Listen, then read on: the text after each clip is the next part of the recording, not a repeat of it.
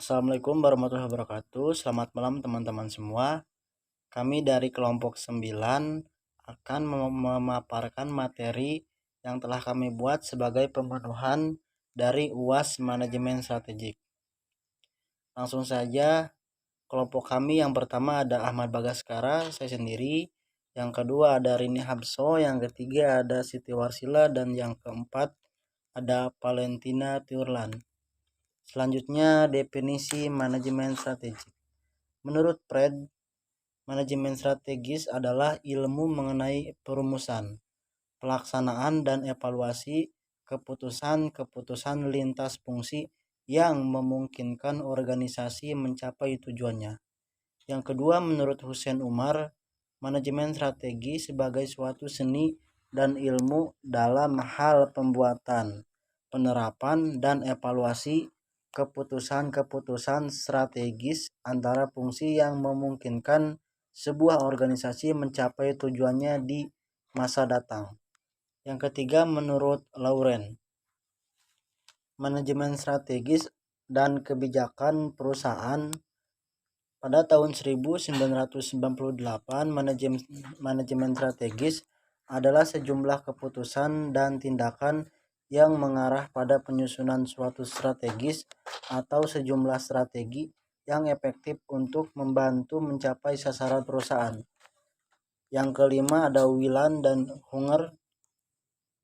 Pada tahun 1995, manajemen strategis adalah suatu kesatuan rangkaian keputusan dan tindakan yang menentukan kinerja perusahaan dalam jangka panjang. Tercakup di dalamnya mengenali dan menganalisa lingkungan, memformulasi strategi, mengimplementasikan strategi, dan melakukan evaluasi berikut pengendalian.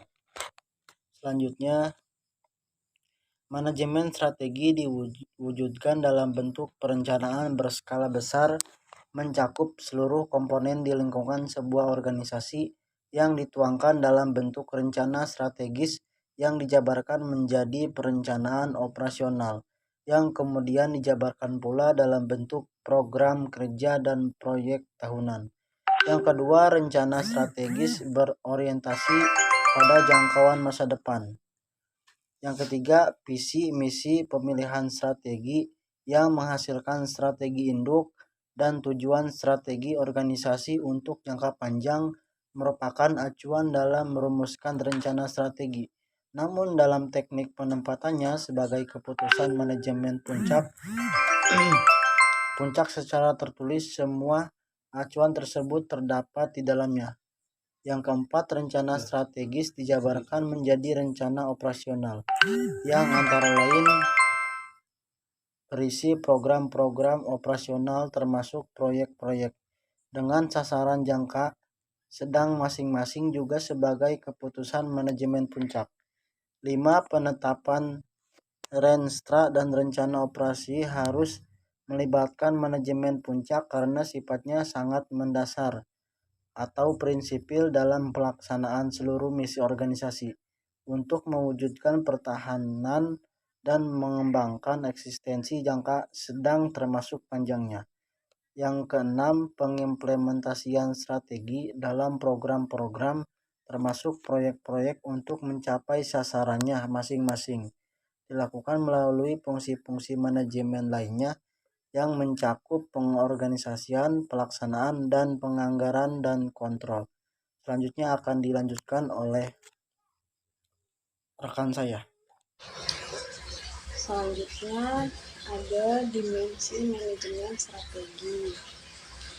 Dimensi manajemen strategi ini terbagi beberapa, di mana yang pertama itu ada dimensi dan orientasi masa depan, yaitu manajemen strategi dalam mempertahankan dan mengembangkan eksistensi atau suatu organisasi, berpandangan jauh ke masa depan dan berperilaku proaktif dan antisipatif terhadap kondisi masa depan yang diprediksi akan dihadapi. Antisipasi masa depan tersebut dirumuskan dan ditetapkan sebagai visi organisasi yang akan diwujudkan 10 tahun atau lebih di masa depan.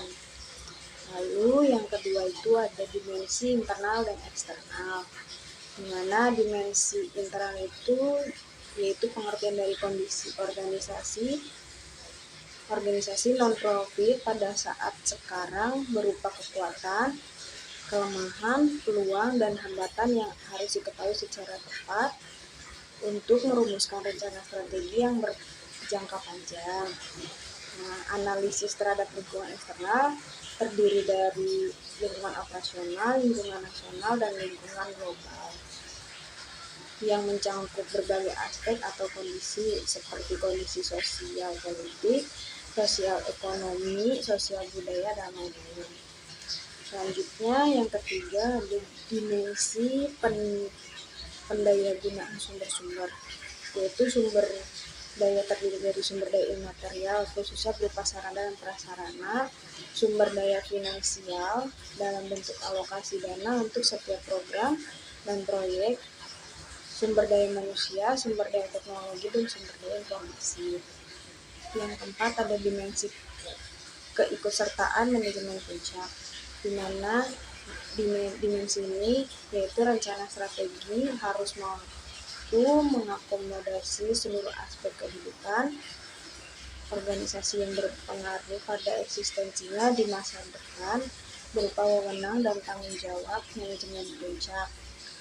Karena dimensi ini seluruh kegiatan merealisasikannya merupakan tanggung jawabnya sebagai pimpinan tertinggi, meskipun kegiatannya dilimpahkan pada organisasi atau satuan unit kerja yang relevan. Dan yang terakhir ada dimensi multibintang, yaitu setiap organisasi atau perusahaan mengeksploitasi peluang bisnis yang muncul guna mencapai tujuan perusahaan yang telah ditetapkan sesuai dengan misi yang telah ditentukan. Dimensi ini berarti organisasi bisnis maupun publik berusaha untuk mengurangi kelemahannya dan berusaha melakukan adaptasi dengan lingkungan.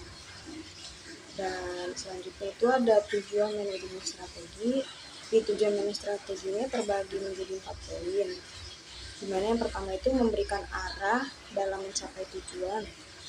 Dengan pengertian manajemen strategi bertujuan untuk mengarahkan semua sumber daya perusahaan agar selaras dan efektif dalam mencapai perusahaan. Arah ini memberikan landasan bagi pengendalian dan evaluasi keberhasilan. Yang kedua ada menjaga kepentingan berbagai pihak, yaitu strategi yang disusun mempertemukan kebutuhan berbagai pihak terkait seperti karyawan, pemegang saham, dan masyarakat untuk memastikan kesuksesan kebijakan yang dibuat. Dan yang ketiga ada mengantisipasi perubahan. Melalui manajemen strategi, perusahaan dapat mengantisipasi perubahan dan menyiapkan pedoman untuk adaptasi pengendalian, memperluas kerangka berpikir secara perspektif. Dan yang terakhir ada efektivitas dan efisiensi, di mana manajemen strategi bertujuan untuk mengonsentrasikan upaya peningkatan efisiensi dan efisiensi organisasi, memastikan bahwa sumber daya digunakan secara efektif. Selanjutnya yaitu fungsi dari manajemen strategi. Yang pertama yaitu penentuan arah dan tujuan. Hal ini melibatkan visi dan misi yang jelas, serta penetapan target dan sasaran strategis. Lalu yang kedua ada analisis dan pengambilan keputusan. Ini termasuk melakukan analisis SWOT. Yang ketiga yaitu alokasi sumber daya. Manajemen strategis bertanggung jawab atas alokasi sumber daya yang efisien, termasuk tenaga kerja, modal, dan aset lainnya, agar sesuai dengan kebutuhan dan prioritas strategis perusahaan. Selanjutnya yang keempat yaitu pengembangan dan implementasi strategi, yaitu dilakukan untuk mencapai tujuan. Selanjutnya yaitu yang kelima pengawasan dan evaluasi. Hal ini mencakup peninjauan kinerja PT dan melakukan penyesuaian strategi jika diperlukan.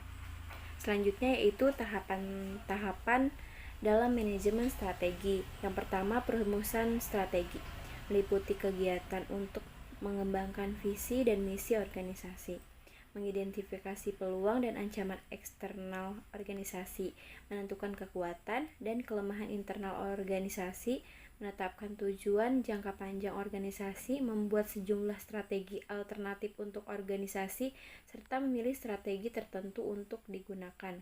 Yang kedua yaitu pelaksanaan strategi.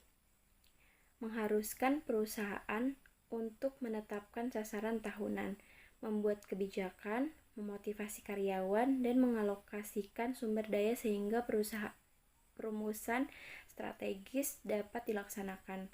Pelaksanaan strategis mencakup pengembangan budaya yang mendukung strategi, penciptaan struktur organisasi yang efektif, pengarahan kembali usaha-usaha pemasaran, penyiapan anggaran, pengembangan dan pemanfaatan sistem informasi, serta menghubungkan kompensasi untuk karyawan dengan kinerja organisasi. Kemudian yang selanjutnya, tahapan ini merupakan tahapan evaluasi strategi. Tahapan ini merupakan tahap akhir dari manajemen strategis. 3 kegiatan pokok dalam evaluasi strategi adalah: 1. Mengkaji ulang faktor-faktor eksternal dan internal yang menjadi landasan perumusan strategi yang diterapkan sekarang ini. Yang kedua, mengukur kinerja. Yang ketiga, melakukan tindakan-tindakan korektif. Evaluasi strategi perlu dilakukan karena keberhasilan saat ini, bukan merupakan jaminan untuk keberhasilan hari esok. Selanjutnya ada komponen manajemen strategi, yaitu yang pertama, analisis lingkungan bisnis yang diperlukan untuk mendeteksi peluang dan ancaman bisnis, analisis profil perusahaan untuk mengidentifikasi kekuatan dan kelemahan perusahaan, strategi bisnis yang diperlukan untuk mencapai tujuan perusahaan, dan visi misi perusahaan. Analisis lingkungan. Analisis lingkungan dapat dilakukan dengan 3 cara, yaitu 1. Menganalisis hubungan antara strategi perusahaan dan tanggapan terhadap lingkungan yang dipakai sebagai landasan untuk membandingkan strategi yang sedang berjalan dengan strategi yang potensial yang akan datang. 2. Menganalisis kecenderungan, faktor, dan masalah utama yang potensial yang akan datang. 3. Mencoba meramalkan kemungkinan yang akan terjadi pada masa akan datang terhadap lingkungan. Pada dasarnya, struktur lingkungan dapat dibagi atau dibedakan menjadi 2 elemen utama, yaitu lingkungan eksternal atau makro, 2. Lingkungan internal atau mikro. Cara menyusun manajemen strategi yang efektif. Terdapat 4 tahapan. Yang pertama yaitu mempunyai visi dan misi yang jelas. Visi dan misi merupakan tolak ukur perusahaan dalam mencapai tujuan. Visi dan misi harus dibuat sejelas mungkin agar dapat ditindaklanjuti dengan aksi yang tepat, dengan penjabaran fokus bisnis yang detail. Kinerja perusahaan dapat menghasilkan profit seperti yang diinginkan. Lalu tahapan yang kedua, membuat perumusan strategi. Rumusan strategi yang dimaksud adalah analisis SWOT. Analisis ini berfokus pada kekuatan, kelemahan, peluang, dan ancaman yang mungkin dihadapi perusahaan dalam menjalankan bisnis. Dengan merumuskan analisis tersebut, perusahaan mampu mengambil tindakan yang tepat. Tahapan ketiga yaitu menerapkan strategi. Adapun cara yang bisa dilakukan untuk menerapkan strategi seperti memperbaiki sistem kerja, struktur organisasi, merekrut sumber daya berkualitas, mengawasi kinerja manajemen, hingga meningkatkan keberanian dalam mengambil keputusan. Langkah yang keempat yaitu mengevaluasi strategi. Evaluasi perlu dilakukan secara berkala untuk meninjau kinerja perusahaan dalam periode tertentu. Evaluasi memberikan gambaran saat perusahaan memiliki potensi kegagalan. Jadi hal ini dapat segera ditindaklanjuti dengan strategi baru. Dengan demikian, potensi kegagalan tidak sampai terrealisasi. Selanjutnya yaitu studi kasus dalam manajemen strategi. Strategi global Starbucks. Starbucks sebagai perusahaan kopi terbesar di dunia menerapkan manajemen strategi dalam ekspansi globalnya dengan pendekatan lokal, dengan memahami kebutuhan dan referensi berbeda di setiap pasar. Starbucks menyesuaikan produk untuk memenuhi selera lokal tanpa menghilangkan esensi merek mereka, misalnya menambahkan menu kopi yang sesuai dengan selera lokal di Asia. Selain itu, Starbucks juga fokus pada pengalaman pelanggan dengan menciptakan ruang yang nyaman dan menarik, menunjukkan bahwa strategi mereka tidak hanya tentang produk tetapi juga tentang pengalaman konsumen secara keseluruhan. Kesimpulan, manajemen strategis sebagai peta dan kompas bisnis di era modern terbukti menjadi faktor kunci dalam keberhasilan berbagai organisasi. Prosesnya yang meliputi perencanaan, implementasi, dan evaluasi strategi memastikan bahwa perusahaan tidak hanya menghadapi tantangan pasar dengan reaktif tetapi juga dengan proaktif dalam menciptakan peluang. Melalui analisis berbagai sudut pandang ahli, kita memahami bahwa manajemen strategi adalah tentang posisi unik di pasar, adaptasi lingkungan, dan pencapaian tujuan organisasi, dari meningkatkan efisiensi operasional hingga mendorong inovasi. Manajemen strategis mengarahkan perusahaan menuju pertumbuhan jangka panjang dan berkelanjutan.